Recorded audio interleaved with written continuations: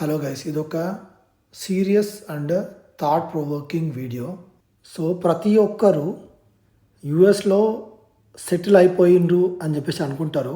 కానీ అసలు నిజంగా ఆలోచిస్తే మనందరము ఎవరైతే యుఎస్లో ఉన్నామో అసలు సెటిల్ అయినామా లేదా అనేది ఇప్పటికీ క్లారిటీ లేదు. అసలు ఎవరు ఇంకా సెటిల్ అవ్వలేదు. అంటే ఈ గ్రీన్ కార్డ్ ప్రాసెస్ ఏదైతే ఉందో ఇది ఆల్మోస్ట్ 2013 దగ్గర ఆగిపోయింది. అంటే ఆ 2013 కంటే ముందు వచ్చినా కూడా ఒకవేళ 2013 కంటే బిఫోర్ గ్రీన్ కార్డ్ ఫైల్ చేయని వాళ్ళందరూ టిల్ డేట్ అంటే ఆఫ్టర్ 15 ఇయర్స్ కూడా ఇంకా స్ట్రగుల్ అవుతూనే ఉన్నారు. సో డాలర్లు పెరుగుతున్నాయి, బట్ మనసు మాత్రం ఎందుకో ఖాళీగా ఉంటుంది. ఈ వీడియో జస్ట్ హైప్ కోసం కాదు, ఇది నిజం. సో యుఎస్ గురించి చెప్పేటప్పుడు జనము మోస్ట్లీ సాలరీ స్లిప్స్ గురించి చూపిస్తారు ఆర్ మాట్లాడతారు, లేకపోతే కార్లు చూపిస్తారు వీడియోస్లో, ఫొటోస్లో, ఆర్ ఇల్లులో చూపిస్తారు, వాళ్ళ గృహప్రవేశం అవన్నీ చూపిస్తారు. కానీ వాళ్ళు అదే ఇంట్లో, అంత పెద్ద ఇంట్లో ఆ కారు ఉండి, అంత శాలరీ ఉండి, ఓకే, నైట్ ఒంటరిగా పడుకునేటప్పుడు వాళ్ళకు వచ్చే ఆలోచనల గురించి మాత్రం ఎవ్వరు చూపించరు. సో నేను యుఎస్ని గొప్పగా చూపించడానికి కాదు, ఎట్ ద సేమ్ టైం చెడ్డగా తిట్టడానికి కూడా కాదు, ట్రేడ్ ఆఫ్స్ అనేవి ఉన్నాయి, అవి అర్థం చేసుకోవడానికి ఈ వీడియో చేస్తున్నా. సో నిజం చెప్పాలంటే ఇండియాతో పోల్చుకుంటే యుఎస్లో సాలరీస్ ఎక్కువనే. ఓకే, లైక్ ఇండియాలో 20 lakhs నుండి 25 lakhs చాలా రేరు ప్రయాణం రావడం. కానీ యుఎస్లో 120K నుండి 140K ఇప్పుడు కామన్ అయిపోతున్నాయి. అందుకే జనము యుఎస్ వస్తున్నారు. కొంత డిసిప్లిన్ ఉంటే ఇండియాలో లైఫ్ సెటిల్ చేయగలిగే డబ్బు సంపాదించవచ్చు, ఇది మాత్రం డినై చేయలేము. కానీ ఎవరు చెప్పని ఖర్చులు చాలా ఉన్నాయి యుఎస్లో. సో ఇప్పుడు అసలు విషయం చెప్తా విను. ఇల్లు, ఓకే, అది మోస్ట్ ఇంపార్టెంట్ థింగ్. రెంట్ ప్రతి ఇయర్ పెరుగుతుంది. ఒకవేళ ఇంట్లో ఉన్న మోర్ట్గేజ్ పేమెంట్ పెరుగుతుంది, రెంట్కున్న రెంట్ పెరుగుతుంది. ఒకవేళ ఇల్లు కొంటే ఆ మోర్ట్గేజ్, ప్రాపర్టీ ట్యాక్స్, హెచ్ఓఏ, ఈ రిపేర్స్, వీటన్నిటినీ పే చేసే ప్రాసెస్లో అసలు ఇది మన ఇల్లేనా, అసలు మనకు ఈ ఇల్లుతో అవసరం ఉందా అనే ఫీలింగ్ వస్తుంది.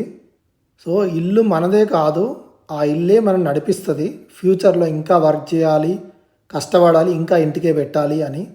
ఇన్సూరెన్స్ జోలికి వస్తే హెల్త్ ఇన్సూరెన్స్ ప్రీమియము చాలా హై ఉంటుంది, డిడక్టబుల్స్ చాలా లో ఉంటాయి, కోపే ఖచ్చితంగా ఉంటుంది. సో ఇన్సూరెన్స్ ఉన్నా కూడా హాస్పిటల్కి వెళ్ళాలంటే భయపడాల్సిన సిచ్యువేషన్ ఉంటుంది. ఎందుకంటే ఏదైనా పెద్ద సర్జరీ అట్లాంటివి జరిగితే ఆస్తులు అమ్ముకోవాల్సి వస్తుందేమో అనే ఒక భయము.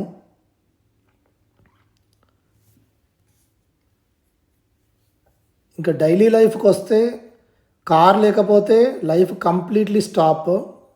ఎందుకంటే మెజారిటీ ఆఫ్ ద యుఎస్లో అసలు ట్రాన్స్పోర్టేషన్ అనేది ఉండదు.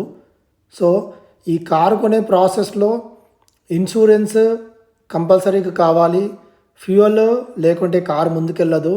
సో యుఎస్లో బేసిక్ లైఫ్ కూడా లగ్జరీలానే ఉంటుంది. కానీ అది ఇండియాలో నుండి చూసే వాళ్ళకి అది లగ్జరీలా కనిపిస్తుంది. కానీ యుఎస్లో ఉన్నవాడికి ఆ పేమెంట్లు కట్టలేక ఆ కార్ ఫోటోలు మీకు చూడడానికి కనిపిస్తాయి, కానీ ఆ కార్ పేమెంట్లు కట్టలేక వాళ్ళు ఎంత స్ట్రగుల్ అవుతుంటారు అనేది వీడియోలలో ఆర్ ఫొటోస్లలో చూపించలేరు. అసలైన మేజర్ థింగ్ మానసిక ఒత్తిడి. ఓకే, ఇది ఒక ఇంటర్నల్గా జరిగే సైలెంట్ ఫైట్ ప్రతి ఒక్కరికి, యుఎస్లో ఉన్న వాళ్ళకి. ఇది ఎవ్వరూ ఓపెన్గా మాట్లాడరు. First visa tension, H1B visa, F1 visa, దాని ఎక్స్టెన్షన్స్, దాని లే ఆఫ్ రూమర్స్, ఆ న్యూస్ ఛానల్స్, కొత్తగా వచ్చే కొత్త new set of rules. So వీటన్నిటి మధ్యలో జాబ్ ఉన్నా కూడా పీస్ఫుల్నెస్ అనేది కంప్లీట్గా పోతుంది. ఇండియాలో జాబ్ పోతే మన ఫ్రెండ్సో, రిలేటివ్సో, ఆ కాంటాక్ట్స్ నుండి, అదర్ కంపెనీస్లో పనిచేస్తున్న వాళ్ళ నుండి అట్లీస్ట్ కాంటాక్ట్ చేయడానికి మీకు స్కోప్ అయిన ఉంటుంది. యూఎస్లో జాబ్ పోతే వీసా క్లాక్ స్టార్ట్ అవుతుంది. అండ్ అది ఓన్లీ సెటన్ టైం, లిమిటెడ్ టైమే ఉంటుంది. ఈ టైం లోపల జాబ్ తెచ్చుకోలేకపోతే ప్రతిరోజు దినదిన గండంలాగా ఉండి అసలు నిద్ర కూడా పట్టదు. ఆ ప్యానిక్, మన మీద మనకే డౌట్, ఒక్కోసారి ఇంటర్వ్యూస్ క్లియర్ చేయలేకపోతే మనకే సబ్జెక్ట్ ఉందా లేదా, మనం నేర్చుకోలేదా అని మన మీద మనకే సెల్ఫ్ డౌట్ వచ్చే సిచ్యువేషన్స్. అండ్ దాంతో ఈ రెండింటితో పాటు భయము, ఒకవేళ 2 నెలల లోపల ఆ లిమిటెడ్ పీరియడ్ లోపల జాబ్ రాకపోతే మన పరిస్థితి ఏంది అని. లోన్లీనెస్. సో ఫెస్టివల్స్ ఉండవు, ఫెస్టివల్స్ ఉన్నా ఒంటరిగా ఇంట్లో కూర్చొని చేసుకోవాలి. వీడియో కాల్లో పేరెంట్స్తో మాట్లాడడం తప్ప వాళ్ళని డైరెక్ట్గా ఇండియాకి వెళ్ళి అవి సెలబ్రేట్ చేసుకునే పరిస్థితి ఉండదు. అండ్ చాలామందికి పేరెంట్స్ కూడా వాళ్ళతో కాంటాక్ట్లో ఉండరు. అండ్ వీళ్ళు ఒక మెషిన్ లాగా యూఎస్లో పనిచేస్తూ అటు ఇండియాలో ఖాళీగా కూర్చున్న వాళ్ళకి కూడా సపోర్ట్ చేసే పరిస్థితిలో ఎంతోమంది ఉన్నారు. రియల్ ఫ్రెండ్స్ చాలా తక్కువ. కంఫర్ట్ ఉంటుంది కానీ కంపెనీ అనేది లేదు. ఒక ఫ్రెండ్స్తో, నలుగురు ఫ్రెండ్స్తో కూర్చొని హ్యాపీగా కబుర్లు చెప్పుకునే పరిస్థితి యూఎస్లో లేదు. చాలామందికి ఇది హార్ట్కి టచ్ అయ్యే టాపిక్. ఎందుకంటే అమ్మ నాన్న ఇండియాలో ఉన్న వాళ్ళు ఏజ్ అవుట్ అయిపోతూ ఉంటారు. వాళ్ళకి స్లోగా హెల్త్ ఇష్యూస్ స్టార్ట్ అవుతూ ఉంటాయి. ఎమర్జెన్సీ వస్తే కనీసము అర్జెంటుగా ఫ్లైట్కి వెళ్ళాలన్నా కూడా 24 అవర్స్ పడుతుంది.